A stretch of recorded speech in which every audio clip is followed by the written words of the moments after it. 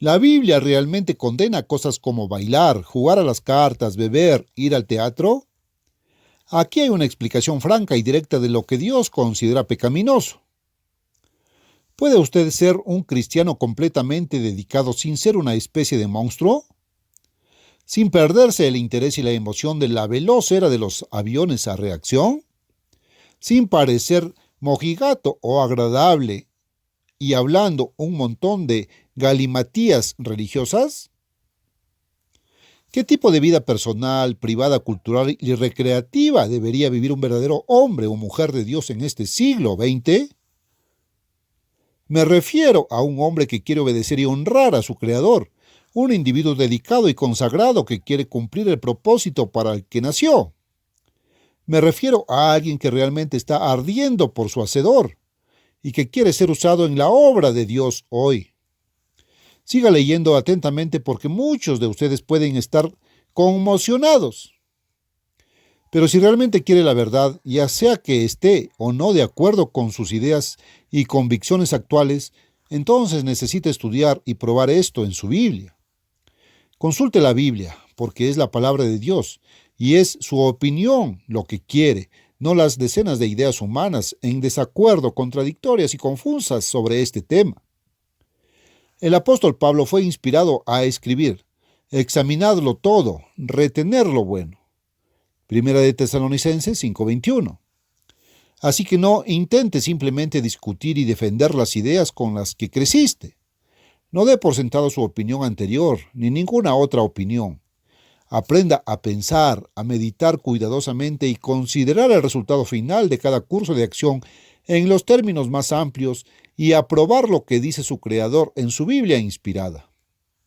Si lo hace, descubrirá que el gran creador de este vasto universo no es un cabeza de alfiler, de mente pequeña, del tipo viejo y tonto, o una figura chirriante de bisabuelo en absoluto. Él no está tratando de atrapar a la gente en algún pequeño acto que arbitrariamente define como pecaminoso. Más bien, Él está reproduciendo al hombre a su propia imagen. Él está revelando a unos pocos elegidos, aquellos a quienes Él llama, una forma de vida y un enfoque para formar un carácter que los capacite para vivir para siempre como miembros de su reino, su familia gobernante en el universo. Este creador de mente grande, todo sabio y todopoderoso, también ha establecido leyes vivas. Estas leyes definen el camino para producir paz, prosperidad, felicidad y todo lo que los hombres desean. También, por el contrario, revelan el camino opuesto que conduce finalmente a la frustración, la miseria, el sufrimiento y la muerte. En la sociedad de su tiempo, Jesús de Nazaret, el mismo Hijo de Dios, trastornó muchas ideas y tradiciones humanas al convertir el agua en vino, usando sus poderosos y musculosos brazos y hombros para derribar violentamente las grandes mesas de los cambistas en el templo y hacer una verdadera escena. Y él hizo muchas cosas que trastornaron sin fin a los viejos fadi-dadis religiosos de su época. Sin embargo, este mismo Jesucristo a menudo se levantaba temprano cuando aún estaba oscuro y salía en la niebla y el rocío de la mañana para orar fervientemente a su Padre y Dios por fortaleza y sabiduría. Marcos 1:35. Hablaba constantemente con Dios. Cuando se avecinaban problemas o decisiones gigantes, Jesús literalmente oró toda la noche al gran Creador del universo por ayuda y sabiduría. Lucas 6:12-13. Caminó con Dios y obedeció a Dios dándonos un ejemplo. Él dijo: he guardado los mandamientos de mi Padre. Juan 15:10. También asistía a suntuosas cenas y banquetes con los fariseos. Lucas 7:36. Sin embargo, a causa de su ministerio particular y de la proximidad de la muerte predestinada, sacrificó las comodidades de un hogar y una familia para hacer la voluntad de su Padre y Dios Todopoderoso. ¿Podemos obtener nuestro equilibrio en estas cosas? ¿Podemos encontrar con seriedad y sinceridad la manera de vivir como vivió Jesús? ¿Y podemos realmente evitar involucrarnos con la mundanalidad, como Gott la define, caminando en los pasos de Cristo en su lugar? Teniendo todos estos puntos en mente, esté dispuesto a leer toda la Biblia sobre este asunto. Consulte todas las escrituras y ejemplos, no solo una parte de ellos. Deshazte por completo de los prejuicios cegadores. Busque la voluntad de Dios con mente abierta y honestidad.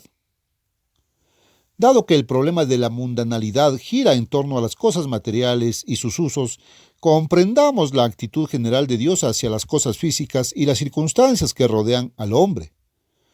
En primer lugar, muchas personas asumen que Dios ama a los pobres y que quiere que todos vivamos sin abundancia de cosas materiales. Porque Santiago escribió: ¿no ha escogido Dios a los pobres de este mundo para que sean ricos en fe? Santiago 2:5. Muchos cristianos profesantes difícilmente pueden llegar a creer que una persona de medios podría realmente ser un seguidor sincero de Cristo. ¿Qué pasó con esto? Debemos renunciar a las riquezas materiales, debemos conducir un automóvil de segunda mano, debemos comprar cosas baratas para ser un cristiano realmente celoso. La respuesta a la declaración inspirada de Santiago se encuentra en una comprensión adecuada de la misma. Dios ha llamado o elegido más de las clases más pobres en esta era actual porque, como regla general, son los únicos que voluntariamente se rendirán a Él. No se han vuelto tan envueltos y demasiado apegados a las cosas materiales como para impedirles entender el mensaje de Dios. Como tienen poco que perder en un estado material, aceptarán más fácilmente la verdad espiritual. Pero si podemos aprender a usar correctamente las posesiones materiales, Dios quiere que prosperemos.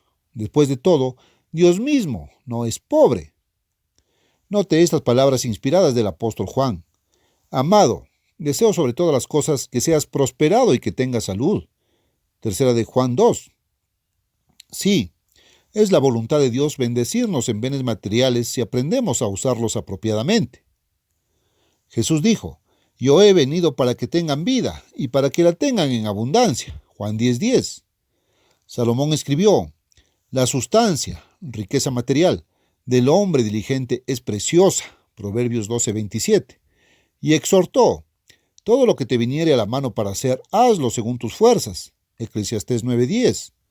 Entonces, si trabajamos duro, si usamos la mente que Dios nos ha dado, si somos diligentes, es la voluntad de Dios que seamos bendecidos y prosperados materialmente y que vivamos una vida feliz, plena y abundante. El peligro de la riqueza material es que la mayoría de la gente llega a poner su corazón en ella. Se involucran tanto en ganarse la vida, en impresionar a sus conocidos sociales y de negocios, y participando en general en los usos y costumbres de este mundo, que les resulta casi imposible aceptar y obedecer la verdad de Dios cuando se presenta. La prosperidad material como tal ciertamente no es mundanalidad. De hecho, la falta de suficientes bienes materiales suele indicar falta de diligencia y sabiduría. La preocupación de Dios es que aprendamos a evaluar las cosas materiales apropiadamente y a usarlas sabiamente para nuestro propio bien y el bien de los demás. Ahora que vemos que el simple hecho de tener riquezas o bienes físicos no es pecado, ¿qué pasa con los placeres físicos a los que se entregan los hombres? ¿Son necesariamente malos? Uno de los textos principales que se usa a menudo para condenar los placeres del mundo es 1 de Juan 2, 15, 16. Examinémoslo detenidamente, teniendo en cuenta que no contradice el resto de la Biblia. No améis al mundo ni las cosas que están en el mundo. Si alguno ama al mundo, el amor del Padre no está en él. Porque todo lo que hay en el mundo, la concupiscencia de la carne y la concupiscencia de los ojos y la vanagloria de la vida, no es del Padre, sino del mundo. Notarás que es la lujuria de la carne, los ojos y la vida lo que Dios condena. La lujuria es un deseo ilícito e ilegal. La lujuria es desear o usar algo contrario a la voluntad de Dios y a sus leyes reveladas. Por ejemplo, muchas personas que han crecido en la ignorancia del verdadero plan y propósito de Dios para la humanidad suponen que el sexo es pecaminoso. La palabra sexo es una palabra desagradable y sucia para ellos, y no pueden imaginar cómo se podría asociar algo bueno con ella. Probablemente nunca se les ha ocurrido a ellos ni a quienes les enseñaron que es Dios quien nos hizo hombre y mujer. Es Dios quien creó el sexo y es Dios quien incluso le ordenó al hombre y a la mujer que usaran el sexo de una manera justa, manera santa, según la intención de Dios, cuando Él les dijo: sed fructíferos y multiplicaos y henchid la tierra. Note que no es la cosa lo que está mal, es la lujuria, el uso incorrecto de la cosa, lo que es pecado. La lujuria no es una cosa, un objeto o un entretenimiento. La lujuria es el uso incorrecto de objetos o cosas materiales. La lujuria es una actitud equivocada del corazón y la mente que hace que uno use mal, aplique mal lo que Dios ha creado para el bien. El sexo no es malo, es el uso incorrecto del sexo, fuera del matrimonio, de una manera que Dios nunca tuvo la intención. La película no es pecado, es el mal uso de esta invención lo que se convierte en pecado. El baile, el licor, una baraja de cartas, estas cosas no son pecaminosas ni mundanas. Es solo el mal uso de estas cosas lo que viola la voluntad de Dios. Recuerde que es la lujuria de la carne y los ojos lo que constituye la mundanalidad. El uso placentero de tus 5 sentidos, como tal, no es mundano. Dios nos dio nuestros 5 sentidos para que podamos disfrutar la vida al máximo. Dios no es un monstruo diabólico que se deleita en nuestro sufrimiento, que desea que prescindamos y nos neguemos todos los disfrutes y placeres correctos de esta vida física. Cristo vino para mostrarnos el camino hacia una vida feliz y abundante. Entonces, el disfrute correcto de los placeres físicos no es mundanalidad o pecado en ningún sentido. ¿Qué es ser mundano? Si no está mal y no es mundano que disfrutemos las cosas materiales y los placeres físicos, entonces, ¿qué es ser mundano? Nuevamente, recuerde que es solo el uso incorrecto de las cosas físicas lo que Dios llama mundanalidad. Esto implica la lujuria de la carne o de los ojos, que es codicia. Y la avaricia es quebrantar uno de los 10 puntos de la gran ley espiritual de Dios. Dios nos dice a través del apóstol Santiago: porque cualquiera que guardare toda la ley, pero ofendiere en un punto, se hace culpable de todos. Santiago 2:10. Entonces, la mundanalidad es solo una forma de quebrantar la ley de Dios, que es pecado. Porque como leemos en 1 de Juan 3:4, el pecado es infracción de la ley. Contrariamente a gran parte de la enseñanza religiosa de hoy, esa es la definición de pecado de Dios, una declaración clara y directa en su palabra. Nunca olvides esa definición, porque es la definición de Dios. Así vemos que la mundanalidad es simplemente codiciar o usar las cosas materiales de una manera que viola los principios de la ley de Dios. Ningún pensamiento o acción es mundano independientemente de lo que puedan pensar los hombres equivocados y confusos, a menos que quebrante la letra o el espíritu de los 10 mandamientos. Ahora, seamos específicos. Muchas personas que se creen cristianas creen firmemente que la mundanalidad y el pecado consisten principalmente en beber, bailar, jugar a las cartas y asistir al teatro. ¿Cómo podemos probar si estas cosas son o no mundanas o pecaminosas? Únicamente por la palabra de Dios y el ejemplo inspirado de Jesucristo y otros verdaderos siervos de Dios. Y gran parte de esta prueba dependerá de usted y de su honestidad ante Dios. Porque para responder completamente a cada pequeño punto técnico y argumento engañoso que la gente podría plantear sobre este tema, se necesitaría un libro completo de varios cientos de páginas. Pero seamos honestos y miremos los principios claros y involucrados y los ejemplos de Cristo y sus siervos y profetas. Busquemos la verdad, no una excusa para eludirla. En primer lugar, ¿beber es pecado? El principio es este. Jesucristo nos dio un ejemplo que debemos seguir en sus pasos. 1 de Pedro 2:21. Jesucristo es el mismo ayer y hoy y por los siglos. Hebreos 13:8. Jesús no ha cambiado. Todavía estaría viviendo el mismo tipo de vida si viniera en la carne hoy como lo hizo hace 1900 años. Ahora, note su ejemplo en Juan 2 del 1 al 11.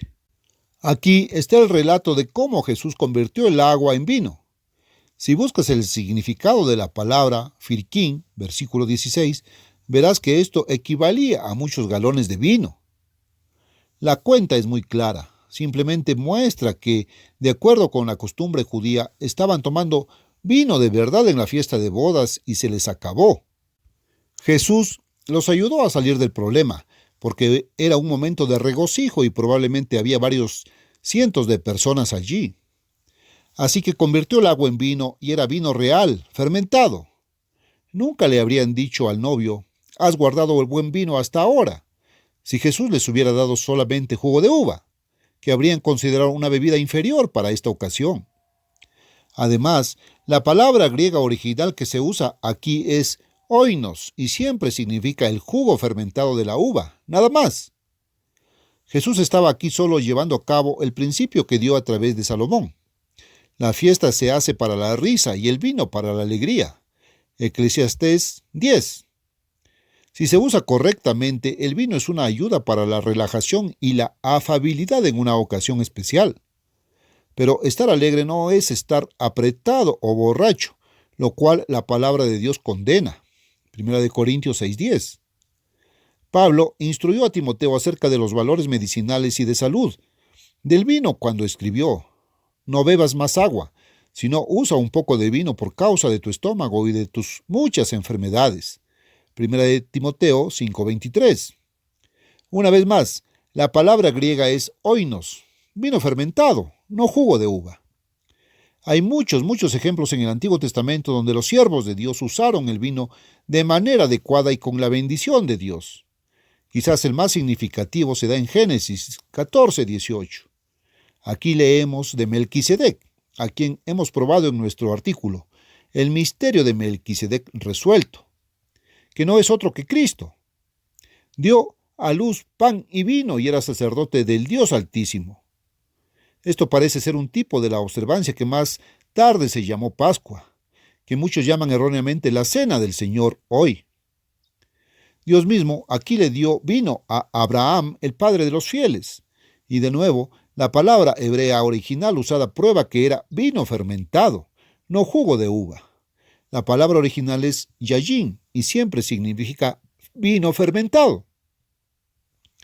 Esta misma palabra hebrea se usa en Amós 9:14 para mostrar que cuando Cristo libere a nuestro pueblo del cautiverio después de su regreso y lo traiga a la tierra de Palestina, plantarán viñas y beberán su vino. Entonces Cristo, que es el mismo siempre, va a bendecir a su pueblo con buena comida y vino en el gobierno milenial. Algunos intransigentes todavía se aferran a ciertos textos que parecen, al menos para ellos, condenar el vino, pero en realidad solo condenan el uso incorrecto del alcohol. Uno de ellos es Proverbios 21. El vino es escarnecedor, la sidra alborotadora y cualquiera que por ello se extravía no es sabio. La explicación simple es que el vino ciertamente se burla y engaña a muchas personas que no han aprendido el uso adecuado y moderado de tales bebidas. Sí, el camino de Dios es la moderación y la templanza, no la prohibición. Y hay una gran diferencia entre estos, que la gente a la llamada templanza parece incapaz de reconocer. Otro texto que a menudo se tuerce y se aplica mal es Proverbios 23, del 29 al 32. Aquí hay una advertencia para aquellos que se demoran mucho en el vino.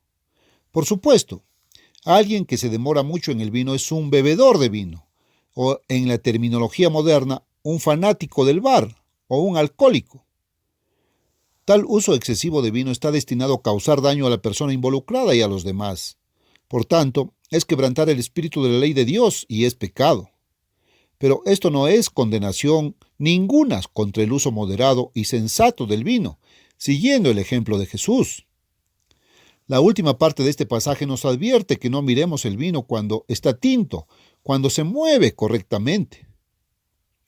En primer lugar, no es pecado mirar nada excepto con lujuria. En segundo lugar, los términos tinto y se mueve se refieren al vino cuando está en proceso de fermentación. Esto es antes de que esté completamente fermentado. Y si en este momento lo mira para finalmente beberlo, se enfermará violentamente y posiblemente incluso muera. Incluso hoy en día el término tinto se aplica a menudo al vino que se encuentra en medio del proceso de fermentación. Una vez más, esto no tiene nada que ver con el uso adecuado del vino completamente añejo. Hay muchos otros textos sobre los que algunas personas querrán discutir, pero el principio debería ser claro para cualquier persona honesta a partir de los ejemplos que hemos cubierto. ¿No podemos conseguir nuestro balance? La embriaguez y el alcoholismo están quebrantando la ley de Dios y por lo tanto son pecado, lo cual conduce a la muerte. Romanos 6:23. Ningún borracho heredará el reino de Dios. Gálatas 5:21. Pero por otro lado, el vino ha sido dado como una bendición de Dios. Puede ayudar a uno a relajarse en una comida o regocijarse en una ocasión social, y puede ser una ayuda definitiva para fortalecer la sangre y la salud, como Pablo aconsejó a Timoteo. Es algo que glorifica a Dios cuando se usa con sensatez y moderación. Por cierto, la verdadera moderación significa beber mucho menos que muchos de los que se llaman a sí mismos bebedores moderados en la actualidad. El exceso de bebida no debe ser manipulado. El alcoholismo es una maldición creciente en nuestra tierra hoy. Sin embargo, Dios nos dio el vino y las bebidas alcohólicas para aprender a usarlos correctamente y para desarrollar el carácter mediante el ejercicio adecuado de la sabiduría y el dominio propio. La prohibición no es el camino de Dios y no desarrolla el carácter. Este uso apropiado del alcohol y la moderación en el beber es una gran responsabilidad para con Dios. Pero es solo el uso incorrecto el que se convierte en pecado. El mismo principio del uso correcto o incorrecto de una cosa se aplica a casi todas las acciones que algunos consideran mundanas. La verdadera pregunta en cada caso es, ¿se está usando esta cosa en particular de una manera que rompe la ley de Dios? Si es así, entonces es pecado o mundanalidad. Bailar y jugar a las cartas. Pero si alguna acción o placer no quebranta por sí misma la ley de Dios, entonces puede ser bastante inofensivo siempre que se use correctamente y solo se debe proteger contra el uso incorrecto o mundano. Tal es el caso del baile. La Biblia está llena de ejemplos de baile. Para citar algunos podemos ir primero a Éxodo 15:20, donde Miriam y las mujeres de Israel se regocijaron en la danza por la liberación de Dios de su pueblo de Egipto. En 1 de Samuel 18:6, las mujeres salieron cantando y bailando para saludar a Saúl cuando regresaba después de una victoria militar. En el Salmo 149:3 leemos que los santos deben alabar a Dios en la danza. En el relato del hijo pródigo, Lucas 15:11-32, se nos da un ejemplo de cómo debe expresarse el gozo humano, porque el Padre es obviamente típico de Dios mismo. Aquí vemos que bailar, versículo 25, es una forma natural y justa de expresar el gozo humano. Ciertamente, no sabemos exactamente cómo bailaba la gente y qué pasos particulares empleaba, pero el principio es que bailar como tal no es malo. Usos incorrectos de bailar, como de una manera lujuriosa en un club nocturno lleno de humo mientras está medio borracho, estos usos de bailar son obviamente incorrectos. Y es tristemente cierto que estos usos incorrectos caracterizan la gran mayoría de las situaciones de baile hoy en día. Pero si los verdaderos cristianos, jóvenes o mayores, desean relajarse o regocijarse bailando con otros de fe y carácter piadosos, de una manera justa, y en una atmósfera y un entorno limpios y saludables, eso no es pecaminoso o mundano. Dios dice, hay un tiempo para bailar, Eclesiastés 3:4. Asegurémonos de que este tiempo se utilice correctamente. El principio con respecto a asuntos tales como jugar a las cartas o ir al teatro ya debería estar claro. La Biblia no hace ninguna declaración directa sobre ninguno de los dos, pero el principio es obvio a la luz de las leyes de Dios y los ejemplos bíblicos. Una baraja de cartas no es pecado, y tampoco lo es jugar con estas cartas simplemente por diversión. El único peligro es que uno pueda perder demasiado tiempo en tales diversiones y los cristianos deben usar su tiempo sabiamente. Efesios 5 del 15 al 16. El uso incorrecto de una baraja de cartas o cualquier objeto físico con el propósito de apostar sí se convierte en pecado. Dios manda, 6 días trabajarás y harás toda tu obra. Éxodo 29. Como Dios es el constructor y creador supremo, así debemos aprender a construir, a producir. El juego lo convierte a uno en una sanguijuela de la sociedad y viola todo este principio y frustra el propósito mismo de la existencia humana. Además, la base misma del juego es la idea de obtener algo a cambio de nada. de desear una ganancia material a expensas de otra persona. Esto quebranta directamente otro de los 10 mandamientos. No codiciarás. Éxodo 20:17. Cine y teatro. La cuestión de ir al teatro gira en torno a la razón por la que uno va y el tipo de obra o película que se ofrece. Asistir con frecuencia a cualquier tipo de obras de teatro o películas con el propósito de complacerse a uno mismo y de escapar de las responsabilidades de la vida es definitivamente mundano. Y esto mismo lo hacen con demasiada frecuencia la mayoría de los estadounidenses. No nos engañemos con esto, somos una nación de escapistas. Además, el sentido común debería decirle a cualquier verdadero cristiano que la mayoría de las obras de teatro y las películas de hoy simplemente están llenas y saturadas de escenas de sexo ilícito, asesinato tras asesinato, odio, codicia, mentiras, trampas, apuestas, embriaguez y todo tipo de vicio y pecado concebible. De hecho, las películas son un testimonio vivo de por qué Dios va a castigar a este mundo. Tener la mente llena de este tipo de cosas hora tras hora es cierto, que hará que uno rompa las leyes de Dios en su corazón y probablemente también en sus acciones. No puedes matar, robar, seducir, apostar y emborracharte indirectamente a través de los ojos de un héroe de película y que esos pensamientos no afecten a tu personaje. ¿Y qué espantosa maldición puede llegar a ser la televisión por estos mismos medios? Que esto sea una advertencia contra el uso indebido de películas y televisión. Pero por otro lado, ciertamente se puede experimentar el uso correcto de las películas, las obras de teatro o la televisión. Por ejemplo, Walt Disney ha producido varios largometrajes que muestran las asombrosas maravillas y la belleza de la naturaleza tal como Dios la creó. Estos son verdaderamente educativos e inspiradores en todos los sentidos de la palabra. Hay una serie de obras de teatro y películas que tienen una base histórica o educativa de otro tipo, y no están desequilibradas con respecto a la violencia y la lujuria. Pero son una minoría, y tendrás que estar alerta para encontrarlos. Incluso una historia de amor o una comedia limpias y sanas no lo influirían para quebrantar la ley de Dios. El tipo correcto de obra o película es difícil de encontrar, pero Dios no condenará a nadie que use sinceramente estos medios como una experiencia educativa o recreativa adecuada. Es solo su uso erróneo lo que se convierte en pecado.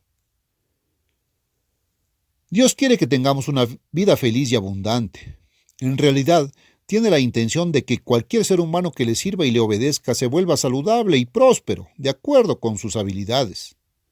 Y aunque los predicadores del Evangelio pasado de moda, de una era protestante puritana pasada, inventaron la idea de que beber, bailar, jugar a las cartas y asistir al teatro eran mundanos, hemos visto que no están nada mal si se usan de la manera adecuada. Una vez más, se trata simplemente de qué es el pecado, y el pecado se define como quebrantar la ley de Dios, los 10 mandamientos. Los 10 mandamientos, magnificados espiritualmente por Jesucristo, revelan una forma de vida. Nos enseñan cómo amar, adorar y servir a nuestro Dios y cómo amar y servir a nuestro prójimo. Sin embargo, cualquier actividad, atmósfera o sistema que tiende a quebrantar o hacer que se rompa el espíritu de los 10 mandamientos es verdadera mundanalidad. Si usted va a ser un hombre o una mujer de Dios, desarrollar el carácter de Dios, finalmente nacer en su familia para ayudar a gobernar este mundo bajo Jesucristo, debe evitar este tipo de mundanalidad real. Al escribir a los antepasados de la mancomunidad británica y de los pueblos americanos, el apóstol Santiago declaró bajo inspiración: «Adúlteros y adúlteras, ¿no sabéis que la amistad del mundo es enemistad con Dios? Cualquiera pues que quiera ser amigo del mundo se constituye enemigo de Dios». Santiago 4:4. ¿Qué significa esto? ¿No debemos amar al mundo? ¿Significa esto que debemos odiar a nuestro prójimo? Ciertamente no, porque Santiago acababa de escribir que debemos guardar la ley real. Amarás a tu prójimo como a ti mismo. Santiago 2:8. Para entender el significado de este y otros pasajes similares, necesitamos conocer las definiciones de la palabra griega traducida como mundo en el Nuevo Testamento. Una de estas, el que se usa en Santiago 4:4, es cosmos, que significa la sociedad o el sistema de cosas que los hombres han establecido en esta tierra. Entonces, este pasaje simplemente significa que los verdaderos cristianos no deben amar al sistema o la sociedad que los hombres han establecido aquí en la tierra. Este sistema se basa en la competencia, la codicia, el egoísmo y la vanidad. En la actualidad, este sistema está trayendo más y más guerras, corrupción total de la moral y pronto, a menos que Dios Todopoderoso intervenga, el suicidio mundial. Y sin embargo, es tan fácil enredarse y querer ser parte de este sistema lleno de vanidad, competitivo y humanamente hablando, emocionante. Este es quizás el mayor peligro para la mayoría de los creyentes sinceros. Simplemente parece natural y correcto ingresar a los clubes, albergues, actividades y vida social de las personas y la sociedad que nos rodea. Pensar, hablar, vestirse y actuar como ellos. Tener nuestras mentes en lo que es simplemente una vanidad más descarada. Mantenerse al día con los vecinos, beber demasiado alcohol, involucrarse en este mundo y su política, calumnias, guerras, etc. No importa cuán sinceros sean, las personas que ven muchas horas de televisión y películas cada semana simplemente están llenando sus mentes y corazones con mundanalidad, porque no pueden escapar al efecto de tener sus mentes bombardeadas por incontables ejemplos de énfasis erróneo en el sexo y varias implicaciones que involucran el mal uso del regalo de Dios del sexo, además de cantidades fantásticas de violencia, derramamiento de sangre y rebelión contra la autoridad, y un sinfín de escenas o comerciales relacionados con el interés en yo, y llamamientos descarados para construir el ego y la gran vanidad del espectador o del oyente. El mundo de la televisión y el cine es un farsante, un fraude, un mundo falso en todos los sentidos. No es verdaderamente realista en ningún sentido de la palabra. Presenta una visión completamente desequilibrada de la violencia, el sexo, la familia, el hogar, la religión y casi cualquier otra cosa que quieras nombrar. El verdadero cristiano simplemente no puede vivir y caminar en este tipo de mundo ficticio. Tampoco puede vivir en el mundo de la competencia despiadada, los tratos turbios, las bromas sucias y las mujeres pagadas, o en el salón de cócteles, o en el mundo de la jet set, de lujuria y vanidad, y el mundo extraño de los hippies, los swingers, los intercambiadores de esposas, los usuarios salvajes y hedonistas de marihuana y pot. Esto es mundanalidad al extremo total y debe evitarse. El hombre que evitaría lo que la Biblia realmente describe como mundano, el hombre que se dedicaría a su Dios y al mismo tiempo viviría una vida feliz y equilibrada, este hombre debe tener valores definibles, metas definibles y un camino de vida para lograrlos. Por lo tanto, debe ser un hombre que estudie cuidadosamente. Debe ser un hombre que, siguiendo el ejemplo de Cristo, se levanta temprano en la mañana y ora de rodillas a su Dios por ayuda, sabiduría, amor y guía. Debe ser un hombre que estudie cuidadosa y diligentemente y sigue el ejemplo inspirado de Jesucristo como se revela en la Biblia, no en la imaginación humana de alguien de cómo cree que sería Cristo. Tal hombre estará construyendo un verdadero equilibrio y carácter para calificarlo para vivir para siempre en el mundo del mañana. Por lo tanto, no se permitirá involucrarse demasiado en las pasiones, la política y las estupideces mezquinas de este presente mundo malo. Gálatas 1:4.